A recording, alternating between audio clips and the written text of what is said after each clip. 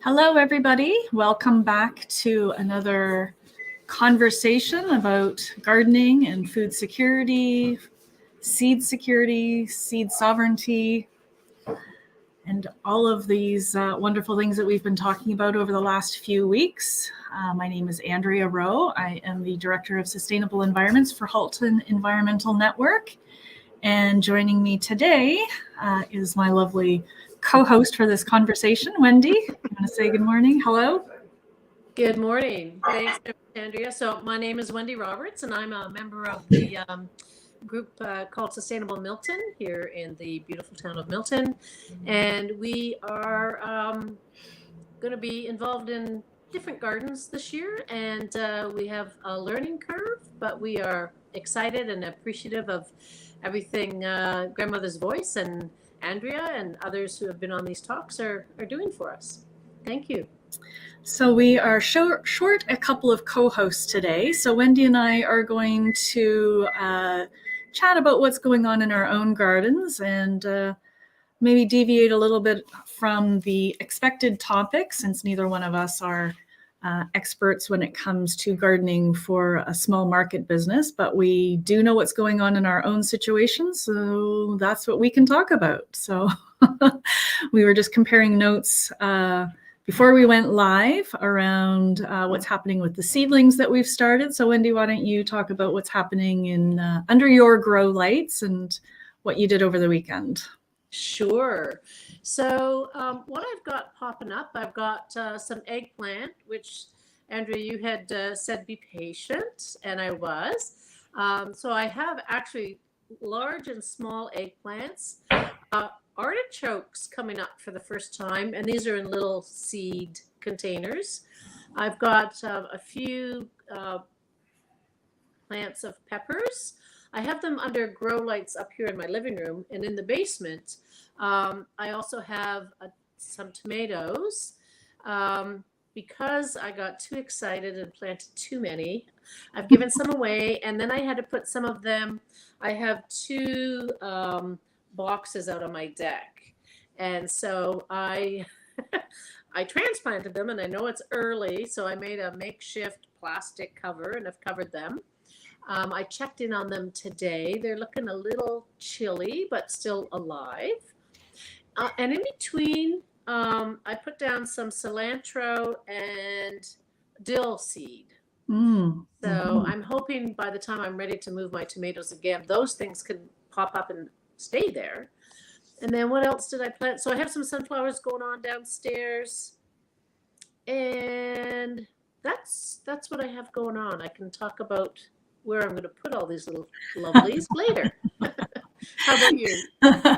That is always the question mark, isn't it? I get so excited, and we've got trays of things growing at the office, and I took my grow lights from my basement to the office because we've got a co-op student now. So we have a lot of things going on. And so we did start tomatoes and peppers.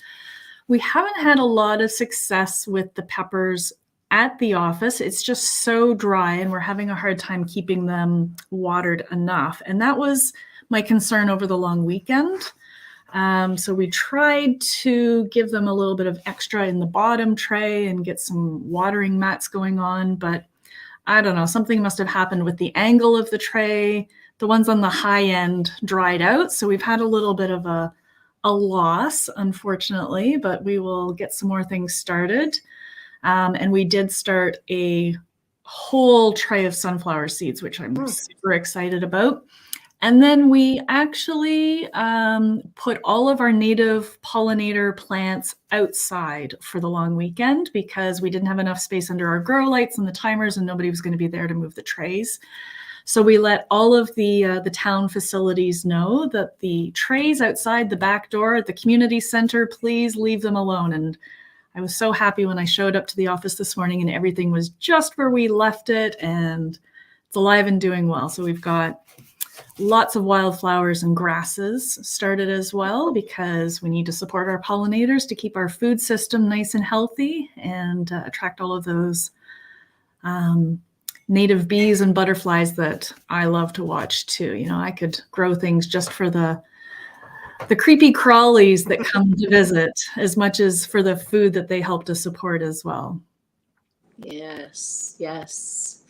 Well, I must confess, I had a vegetable garden a few years, well, quite a few years ago, but I decided to just plant pollinators. And those took over. And now I've started a new vegetable garden just beside it. And I did try and intersperse veggies last year with, I love bergamot and some other stuff. Prairie smoke I had just discovered. So some of them did okay. Some of them got lost, right? And the rabbits, I would say, had a bit of a buffet. I think it's fair to say. Well, now you know what to plant at the edges of your food garden if you want to feed the wildlife and fill them up before they make it to your main crop. Yes, yes, yes. Working on that too. Some clover, I think. Sunflowers. Oh my goodness! I planted about 130 seedlings 2 years ago, and about 30% survived. They were just topped, right? But the ones that survived were lovely. So I've had sunflowers show up in very strange places with either the birds or the squirrels enjoying the dried seed head and then dispersing things, and then the next spring they just self-sow on occasion. So yeah, sunflowers can be fun. Do you grow the giant ones, or what kind of sunflower? I have actually the ones I've got growing now are the giant ones, and my partner is 6 feet something, and so I have a picture of him beside one of the giant ones, and it's taller.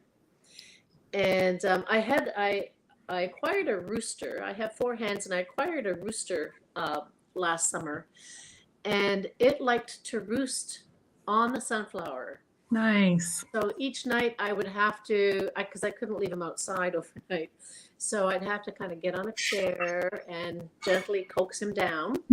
But he picked the highest spot, and it happened to be a sunflower.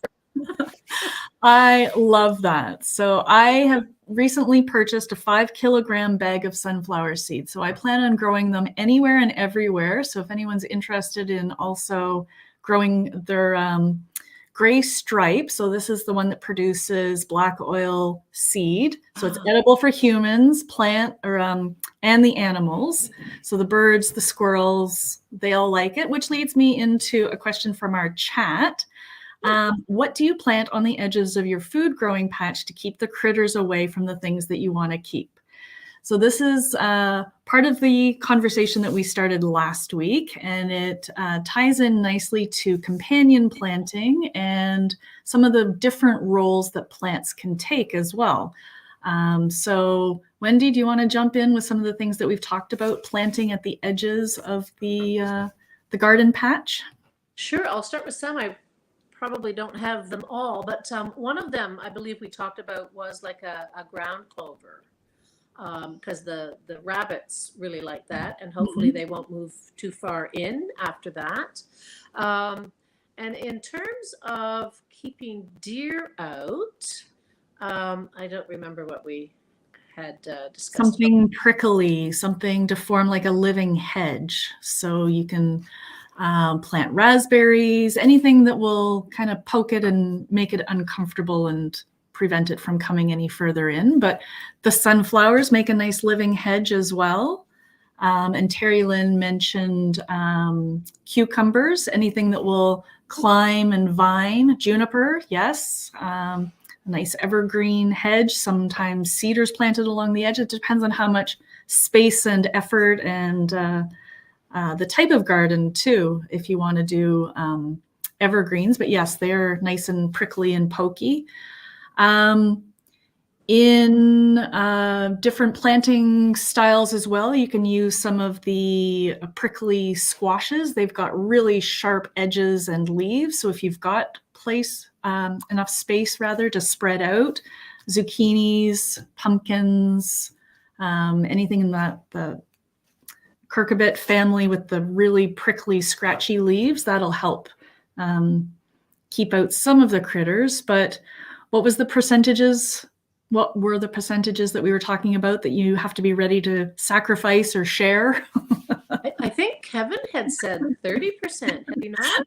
That's a very generous sharing allotment. I try and wrap my mind around 10% is going to go to the wildlife. So I have to be prepared to feed the bunnies and some of the other things that visit my backyard.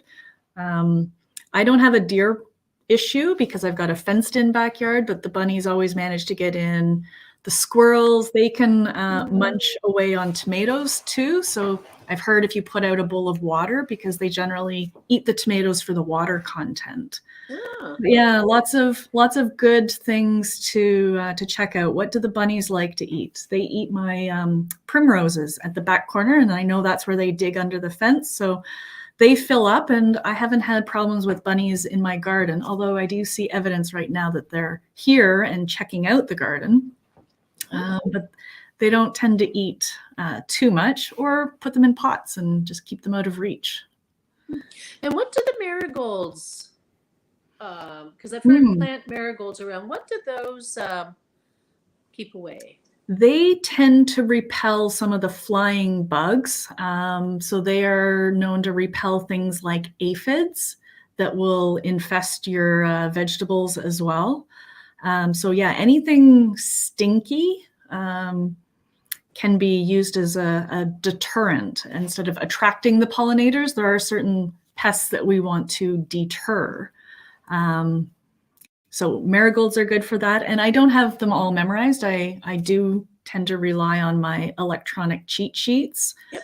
But there are other plants as well where you can use them as trap plants, where you will plant it intentionally in your garden, but away from whatever crop tends to be infested, and use that as a trap plant to attract the pest to it and away from the stuff that you're trying to protect. So sometimes plants have to be sacrificed in a way. Alliums, that's another one. Thank you for your input and your comments in the chat. Yes, alliums, that stinky garlic. Garlic is another one. And onions, those can be used to deter certain things. So again, yeah, just do some research on intercropping, interplanting, companion planting. There's lots of different ways to describe this methodology of planting to support certain things and deter other things. Now, it was a previous conversation. I had talked about eggshells and planting in eggshells. Not that successful, but using crushed eggshells to keep things like slugs and some of those other slimy things away. Yeah. I'm on the fence about that one, you know, because the eggshells, it's the sharpness of the eggshell that is supposed to deter them. I don't know. I'd rather just crush it up a little finer and add the calcium back into the soil, as opposed to thinking that I'm slitting up slugs and snails with a razor blade like sharpness. Yeah. I would crush them. I haven't tried it yet, but I was thinking of crushing it to hopefully do both things, add calcium back in, but also deter. But yeah, I don't want to have it too big and too sharp. So maybe that part wasn't going to be very successful either. Yeah, I don't know. I've read someplace that you can put like a copper ring around it because they won't climb up the copper. I don't know. Experiment with different things, see what works for you in the garden. Yes, we have some more comments coming in about companion planting with more than just the quote unquote three sisters of the corn, beans, and squash. And we have talked about this as well. Wendy and I are doing a learning session with Terry Lynn Brandt, and she said that actually it's there's 7 or 8 different companion plantings that are grown with these more commonly known, the three sisters. The story is about working together and supporting each other and not squabbling so much. So it's a good First Nations story about helping each other and supporting each other.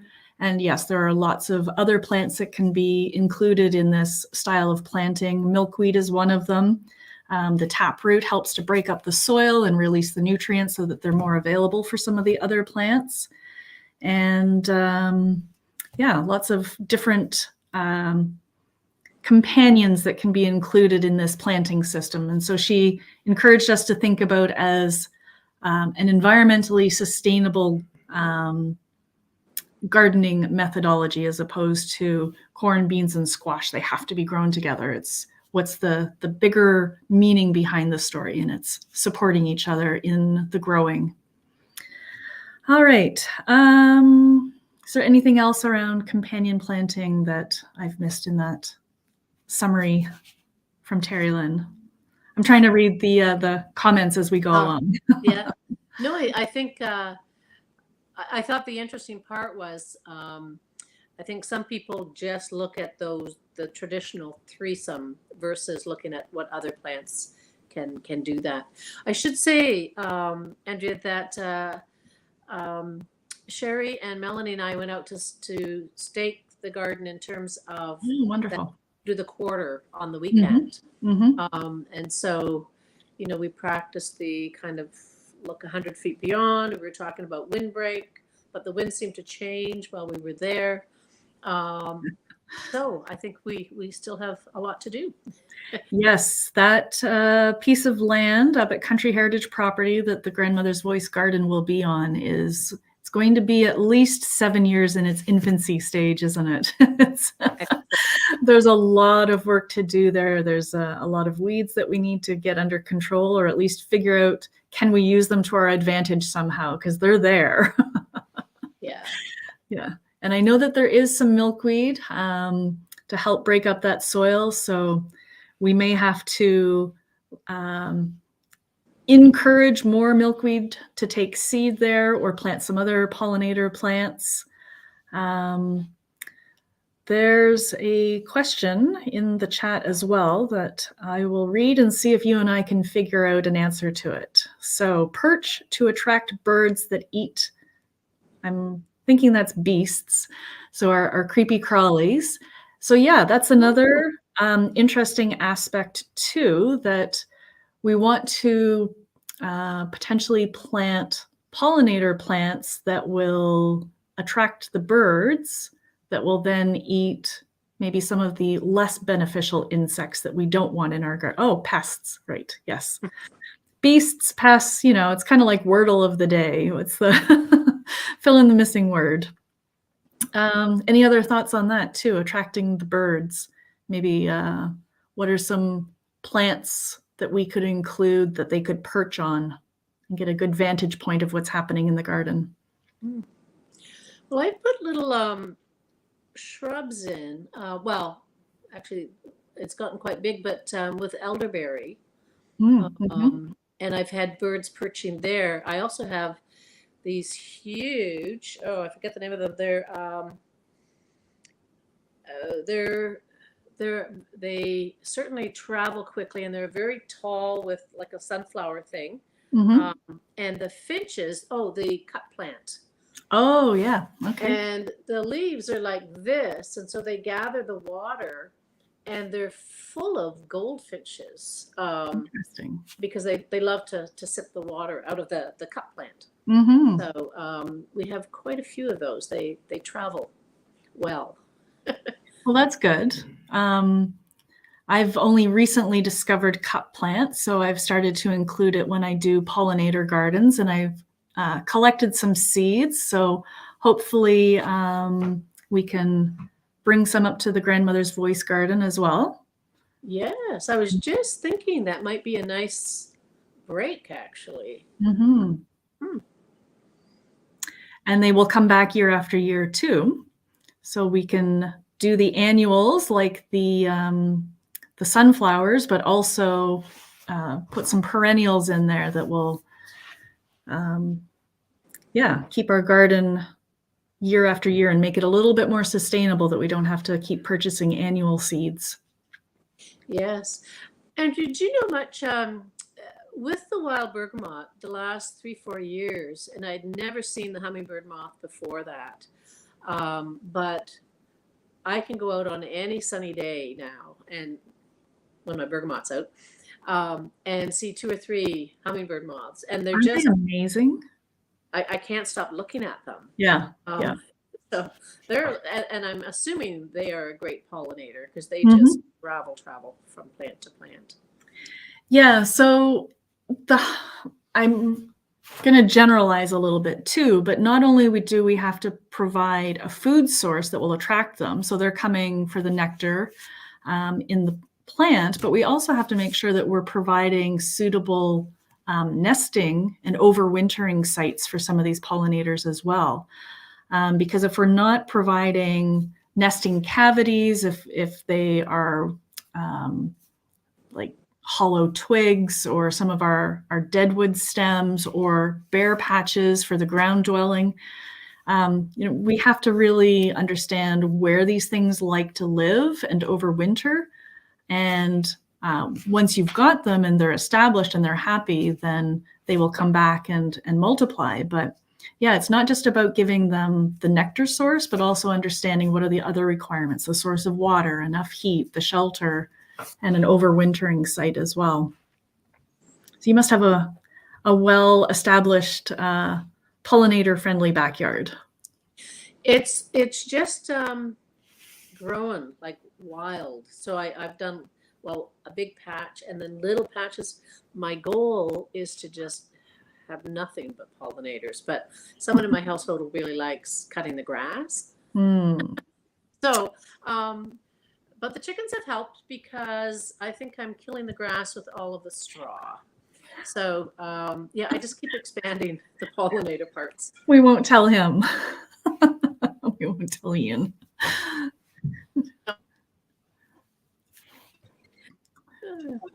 Oh, I'll ignore it. Sorry. That's okay. And I think you froze there for a moment as well. So Oh, let's okay. see what's happening in our chat. We've got some. Oh, yes. Understanding your soil. The mineral content can sometimes give you an indication based on what weeds are plentiful. And yes, you've picked up on some of the dandelions can show you some what mineral content is in there. I don't know as much about that, but I have heard that as well, that if you see a lot of dandelions, it says whatever about your soil. I just find dandelions aren't so picky. Compacted calcium deficient soil, I don't know. Compacted, but they're happy just wherever they can get a foothold.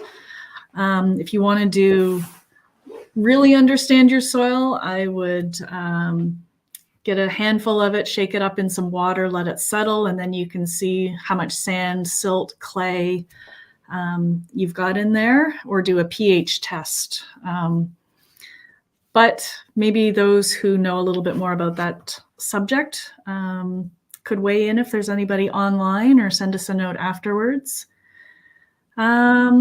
Any tips who would like towards making a local food forest on patches of land that are currently underused and not very sustainably managed, like grass verges? Well, you would reach out to people like us who would say, please help us. Yes, this is what we would love to do. And to look at growing, so a food forest, there's lots of different terms around this. I'm trying to use it more generally these days around anything that's a perennial as opposed to an annual vegetable. So can we plant more berry bushes? Can we plant more strawberries or raspberries, blackberries, anything that's a perennial that can help to increase our canopy cover, help draw down carbon, and maybe give us a handful of berries, or at the worst case scenario, feed the birds more. Mm-hmm. Anything but the labor intensive, water intensive, but beautiful front lawns that aren't as environmentally friendly. What are your thoughts on using random patches and making better use of these spaces for food forests or food gardens? I think it's has huge potential, and I think they're quite beautiful. And I think, Andrea, you've mentioned, I think Hen is starting a food forest, but I'd love to. I think people call it, guerrilla gardening, is just find a patch, put some stuff down, let it grow. Um, the seed bomb idea. So and I think I mentioned before is I think certainly in Milton, and I'm sure it's happening everywhere, are people are really desperate to just get out and garden. Mm-hmm. Um, and I think once there's more kind of knowledge and appreciation that grass is not very friendly, I think people will be more willing to do things differently in their yards. So yeah, and food is going to become more expensive, and Mm-hmm. I think if people have their own source, it's going to really improve the planet. Actually, Mm-hmm. Yeah. Little by little, I'm slowly carving out more of the front yard and turning the grass upside down and planting other things. So my front garden each year expands by a few inches, and my downspout now has a giant ditch in front of it that I've filled with compost so it collects the rainwater, which means that my front garden expanded even further last year. It was a bit of an ankle breaking hazard until I got it filled in, but it's now part of my rain garden. And I'm looking at planting some different things out there. Okra. I have a newfound appreciation for how beautiful it is, and I think it is front yard worthy. And I've never cooked with it before, but I'm excited to even expand out my cooking endeavors. So I think if people aren't afraid to try something, then they will be less reluctant to give up the lawn. It's just knowing where that comfort line is for different people. yeah. Are you familiar with blooming boulevards? Yes, I think Mississauga has them. Do they not? Yes. Yes. Any place So, in Halton? well, Jeannie was one of our guest speakers for Halton Garden Week. And so I'm going to be working a little more closely with her this year to take some ideas. So Oakville has a boulevard planting bylaw, which is great. It means they understand the benefits of planting the boulevards and have certain guidelines that you have to adhere to, but they're open to it. Halton Hills, there are some boulevards that have been planted, so they're looking into if their bylaws need to be updated. So maybe we could touch base with Milton Council and see if we could get some processes and understandings in place and start to branch this idea out. I think there may be some real interest. We've been working fairly closely with the chief forester here in Milton around, and with Conservation Halton around doing some tree and shrub plantings. Mm-hmm. And my sense is he is very open to options, but obviously he's not on his own. There's others who will decide, but yeah, they seem very beautiful, and some residents have actually raised the idea as well. So wouldn't that be amazing? Yeah, I think the only hesitation that I've seen from municipalities is there anything currently underground, utility lines that may have to be dug up in future, and sight lines. So not blocking the view at an intersection or pedestrian crossing. So there are certain setbacks and height restrictions. And I think, if you understand the space and have the bylaw officer come out and assess it, that it should be a pretty easy conversation. And we can leverage existing plant lists that are available and out there. So yeah, if anybody wants to do some research and get in touch, this lovely person in our chat who's in Dundas, yeah, if you want some recommendations on plant lists and other resources, please do send us a note. I will see if I can figure out how to get my email in the chat while Wendy takes over the conversation, because I'm not great at multitasking. So any other thoughts on Boulevard Planting? Yeah, well, and I can't really access the chat, so I apologize for that.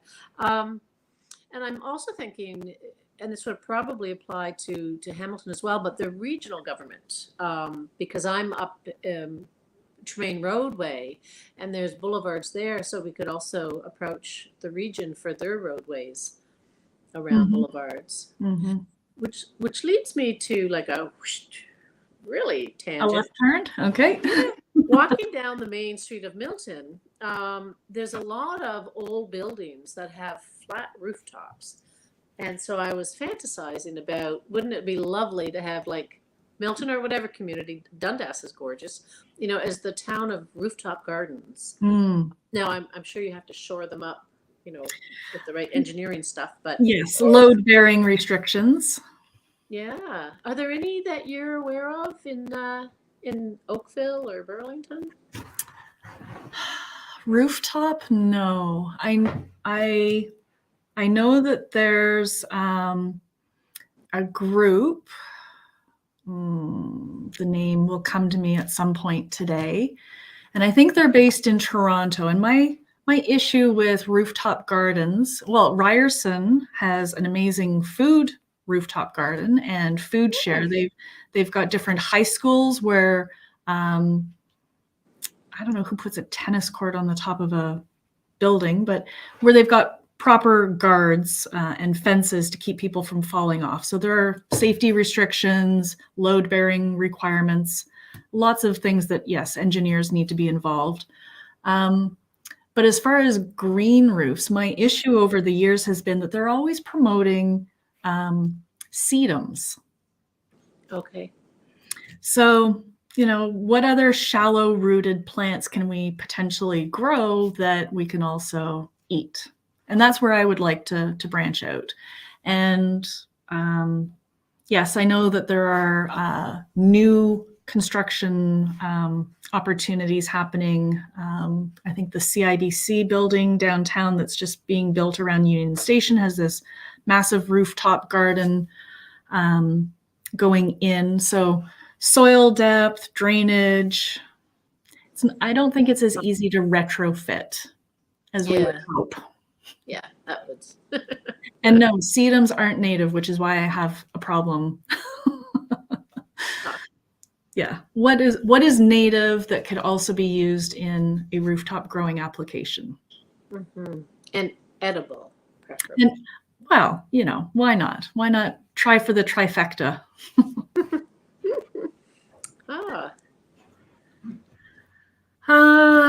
So where does that leave us on today's topic? Time to wrap up this conversation? Yeah, we've talked a little bit about pests. And I know I don't grow food for profit, and I know that was one of the things that I think folks might have been wanting to hear about today. But, and when I heard of the topic, for me, the question is, how do we support our small farms? And, other than, sourcing locally and making sure we go to those places. But I know there's been a lot of debate about it's hard for farmers, even traveling the roads with impatient drivers and certainly with the increased cost of fertilizer, et cetera. Like, I think we have to find ways to really support them. And I think that's a whole nother conversation, probably. It is, yeah. I have met up with some new garden market growers, and maybe there will be an opportunity in the coming weeks to invite them to talk about some of the trials and tribulations of not only starting a new business, but starting a small garden market. And I think that's maybe where this topic was going. But yeah, opportunity to invite some more people to the conversation and add in their points of view. So thank you to everyone who has participated in the chat, listening online, and potentially watching this conversation as a recorded version later on. We will be here next Tuesday, same time. Hopefully a few more voices, but yeah, thank you, Wendy, for the chat today. Thank you, Andrea. Thanks very much, everyone. Have a good afternoon.